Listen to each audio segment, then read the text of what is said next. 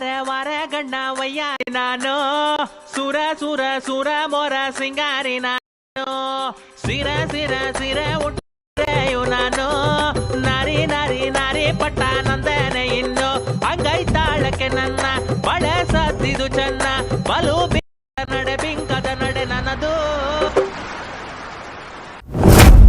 Royal delicious.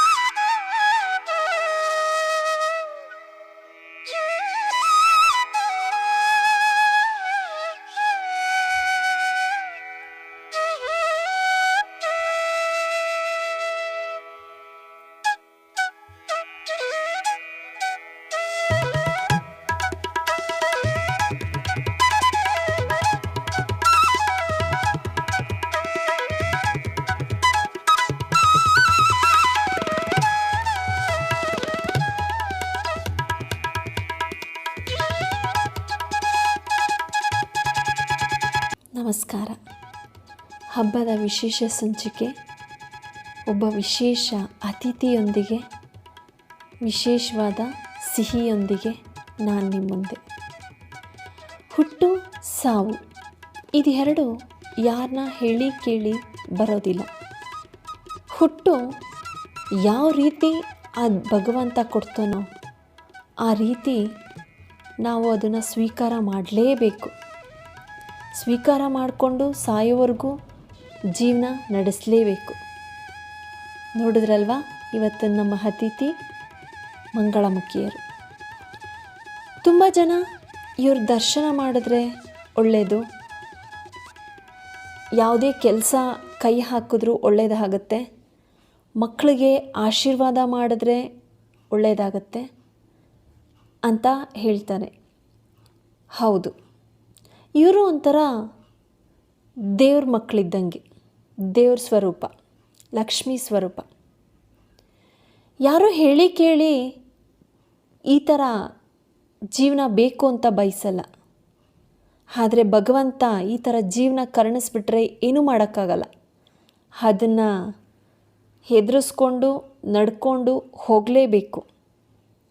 ಆದರೆ ತುಂಬ ಜನ ಅವ್ರ ಬಗ್ಗೆ ಒಳ್ಳೆಯ ಅಭಿಪ್ರಾಯ ಇಟ್ಕೊಳ್ಳೋಕ್ಕಿಂತ ಅವ್ರ ಬಗ್ಗೆ ಕೆಟ್ಟದಾಗಿ ಮಾತಾಡೋದು ಜಾಸ್ತಿ.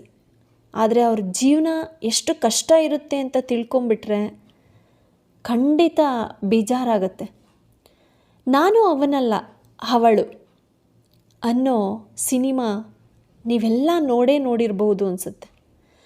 ಅದರಲ್ಲಿ ತುಂಬ ಚೆನ್ನಾಗಿ ತೋರಿಸಿದ್ದಾರೆ ಈ ಮಂಗಳಮುಖಿಯರು ಜೀವನ ಯಾವ ಥರ ಇರುತ್ತೆ ಅಂತ. ಅದು ನಿಜವಾಗ್ಲೂ 100% ಖಂಡಿತ ನಿಜ. ಅವ್ರ ಜೀವನ ಅದೇ ಥರ ಇರುತ್ತೆ. ಯಾರೂ ಹೇಳಿ ಕೇಳಿ ಈ ಜೀವನನ ಬಯಸಲ್ಲ, ಆದರೆ ಅದೇ ಬಂದ್ಬಿಡುತ್ತೆ. ಇವರು ಗಗನ, ತಂದೆ ತಾಯಿ ಬಿಟ್ಟು ಇವ್ರ ಸಮುದಾಯಕ್ಕೆ ಬಂದು ಸೇರಿಕೊಂಡಿದ್ದಾರೆ. ಕೆಲಸ ಮಾಡೋದಕ್ಕೆ ಅವ್ರದ್ದೇ ಆದಂಥ ಒಂದು ಸಮುದಾಯ ಇದೆ. ಅದರಲ್ಲಿ ಒಬ್ಬ ಗುರುಗಳಿರ್ತಾರೆ, ಅವರೇ ಅವ್ರ ತಂದೆ ತಾಯಿ. ಅವರು ಒಪ್ಪಿದರೆ ಮಾತ್ರ ಅವರು ಒಂದು ಯಾವುದೇ ಥರ ಕೆಲಸನ ಮಾಡಬಹುದು. ಅಂದರೆ ಒಂದು ಸೀರೆ ವ್ಯಾಪಾರನೋ ಅಥವಾ ಹೋಟೆಲ್ ವ್ಯಾಪಾರನೋ ಯಾವುದೇ ಮಾಡಬೇಕು ಅಂದ್ರೂ ಅವರ ಸಮುದಾಯದಿಂದ ಒಪ್ಪಿಗೆ ಸಿಗಲೇಬೇಕು. ಇಲ್ಲ ಅಂದರೆ ಅವ್ರ ಜೀವನ ಇದೇ ಥರ. ತುಂಬ ಕಷ್ಟ ಇದೆ ಅವ್ರ ಜೀವನ, ಆದರೆ ಅದರಲ್ಲೇ ನೆಮ್ಮದಿಯಾಗಿದ್ದಾರೆ. ಅವ್ರಿಗೊಬ್ಬ ತಮ್ಮ. ಇವ್ರು ಈ ರೀತಿ ಇರೋ ಕಾರಣ ಅವ್ರ ತಮ್ಮಂಗೆ ಹೆಣ್ಣು ಸಿಗ್ತಾ ಇಲ್ಲ. ಎಷ್ಟು ಕಷ್ಟ ಅಲ್ವಾ ಜೀವನ. ಆದರೆ ದೂರದ ಬೆಟ್ಟ ನುಣ್ಣಿಗೆ ಅನ್ನೋ ಹಾಗೆ ದೂರದಿಂದ ಸುಮ್ಮನೆ ಎಲ್ಲ ಚೆನ್ನಾಗಿದೆ ಅಂತ ಅನ್ನಿಸ್ತಾ ಇರುತ್ತೆ. ಆದರೆ ಅವರ ಒಳಗಿರೋ ಆತಂಕ, ನೋವು, ಕಷ್ಟ ಇದೆಲ್ಲ ಅನುಭವಿಸ್ತಿರೋರಿಗೆ ಗೊತ್ತು. ಜೀವನ ತುಂಬ ಕಷ್ಟ ಇದೆ. ಅದನ್ನು ನಾವು ಸರಿಯಾದ ರೀತಿಯಲ್ಲಿ ನಡೆಸ್ಕೊಂಡು ಕಷ್ಟನೋ ಸುಖನೋ ಹೋಗಬೇಕು. ಗಗನ ಅಂತ ಹೇಳಿ ಇವತ್ತು ನನಗೆ ಅರ್ಶಿನ ಕುಂಕುಮ ಕೊಟ್ಟು ವರಮಹಾಲಕ್ಷ್ಮಿ ಹಬ್ಬಕ್ಕೆ ಮುಂಚಿತವಾಗಿ ನಿಮ್ಮ ಚಾನಲ್ಗೆ ಇದು ಮಾಡ್ಕೊಂಡಿದ್ದಕ್ಕೆ ತುಂಬ ಧನ್ಯವಾದಗಳು. ಪ್ಲಸ್ಸು ನಮ್ಮಂಥವ್ರನ್ನ ಹುಡಿಕೊಂಡು ಬಂದು ನೀವು ಒಂದು ಇದ್ರ ಥರ ಇದು ಮಾಡಿದ್ದಕ್ಕೆ ತುಂಬ ಖುಷಿನೂ ಆಯಿತು ಒಂದು ಕಡೆಗೆ. ಪ್ಲಸ್ಸು ನೀವು ಮಾಡಿದಂಥ ಹಲ್ವಾ ಟೇಸ್ಟು ತುಂಬ ಚೆನ್ನಾಗಿದೆ. ಮುಂದೆ ನಿಮ್ಗೆ ಇನ್ನೂ ಅದೇ ಥರ ಒಳ್ಳೆ ಇದರಲ್ಲಿ ನಿಮ್ಮ ಅಭಿರುಚಿ ಏನೋ ನೀವು ಓಪನ್ ಮಾಡಿದ್ದೀನಿ ಅಂತ ಹೇಳಿದ್ರಿ, ಅದಕ್ಕೆ ಮುಂದೆ ಒಳ್ಳೆಯದಾಗಲಿ. ಮತ್ತು ರೆಸಿಪಿಗಳು ಚೆನ್ನಾಗಿದೆ, ಒಟ್ಟಿನಲ್ಲಿ ಟೇಸ್ಟಿಯಾಗಿದೆ. ಮುಂದೆ ಅದೇ ರೀತಿ ಒಂದು ಎಲ್ಲರನ್ನೂ ಬಿಟ್ಟು ಬಂದು ಆ ಲೈಫಲ್ಲಿ ಎಲ್ಲ ಅಂದರೆ ಫ್ಯಾಮಿಲಿ ಜೊತೆ ಇದ್ವಿ. ಈಗ ಫ್ಯಾಮಿಲಿ ಜೊತೆ ಯಾರ ಜೊತೆ ಮಿಂಗಲ್ಲಿಲ್ಲ. ಆದ್ರೂ ಈ ಥರ ನಿಮ್ಮಂಥ ಫ್ರೆಂಡ್ಶಿಪ್ಗಳ ಜೊತೆ ಎಲ್ಲರ ಜೊತೆ ಕ್ಲೋಸ್ ಆಗಿ ಈಗ ಅವ್ರನ್ನೇ ಅಕ್ಕ ತಂಗಿ ಅಣ್ಣ ತಮ್ಮಂತಾರೆ ಎಲ್ಲರ ಜೊತೆ ಚೆನ್ನಾಗಿ ತುಂಬ ಖುಷಿ ಆಯಿತು ನಿಮ್ಮ ಜೊತೆ ಮಾತಾಡಿ.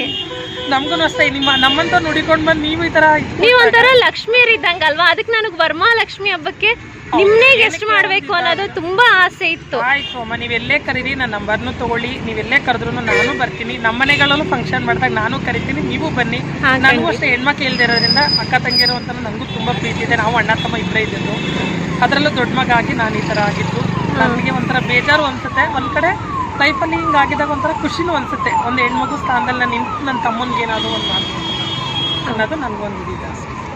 ಅಲ್ಲೇ ಒಳ್ಳೇದಾಗಲಿ ನಿಮ್ಗೂ. ಎಲ್ಲೇ ಕರೀರಿ ನಾನು ಬರ್ತೀನಿ. ಒಳ್ಳೇದಾಗಲಿ. ಥ್ಯಾಂಕ್ ಯು, ತುಂಬ ಚೆನ್ನಾಗಿ ಮಾತಾಡಿದ್ರಿ. ಊಟ ಎಷ್ಟು ಜೀವನಕ್ಕೆ ಮುಖ್ಯ ಅಂತಂತಂದರೆ, ಒಂದು ತನ್ನಕ್ಕೋಸ್ಕರನೇ ನಾವು ಕಷ್ಟಪಡ್ತಾ ಇರೋದಲ್ವಾ. ಅದು ಹಸಿವಿದ್ದಾಗ ಒಬ್ಬ ವ್ಯಕ್ತಿಗೆ ಎಷ್ಟು ಇಂಪಾರ್ಟೆಂಟ್ ಅಂತಂದರೆ, ಯಾರಾದರೂ ಸರಿ ಹಸಿವು ಅಂತ ಬಂದವ್ರಿಗಂತೂ ತನ್ನ ಹೆಂಗೆ ಕೊಟ್ಟಾಗ ನಮಗೆ ನೀರು ದಾಹ ಹೆಂಗಿರುತ್ತೋ ಹಸಿವು ಅನ್ನೋದೇ ಅಷ್ಟು ಇಂಪಾರ್ಟೆಂಟ್ ಆಗಿರುತ್ತೆ. ಅದರಿಂದ ಊಟ ನಮಗೆ ನಾವು ಕಷ್ಟಪಡದೆ ಜೀವನದಲ್ಲಿ ಊಟಕ್ಕೋಸ್ಕರ ಅಷ್ಟೇ. ಈಗ ತುಂಬಾ ಜನ ಅಡುಗೆ ಮಾಡಿ ಎಲ್ಲ ವೇಸ್ಟ್ ಮಾಡ್ತಾರೆ, ಅಂಥವ್ರಿಗೆ ಏನಂತ ಹೇಳ್ತೀರಾ? ಅದು ನಾವು ದುರಾಂಕಾರ ಅಂತಂತಾರೆ ಅಷ್ಟೇ. ನಾವು ಅನ್ನಕ್ಕೋಸ್ಕರನೇ ಇವತ್ತು ರೋಡಲ್ಲಿ ಭಿಕ್ಷೆ ಮಾಡ್ತಾ ಇದೀವಿ ಅಂದರೆ ಅನ್ನಕ್ಕೋಸ್ಕರನೇ. ಇವತ್ತು ಅನ್ನನ ವೇಸ್ಟ್ ಮಾಡೋದು ಅಂದರೆ ನಮ್ಗೆ ಇಷ್ಟ ಇಲ್ಲ.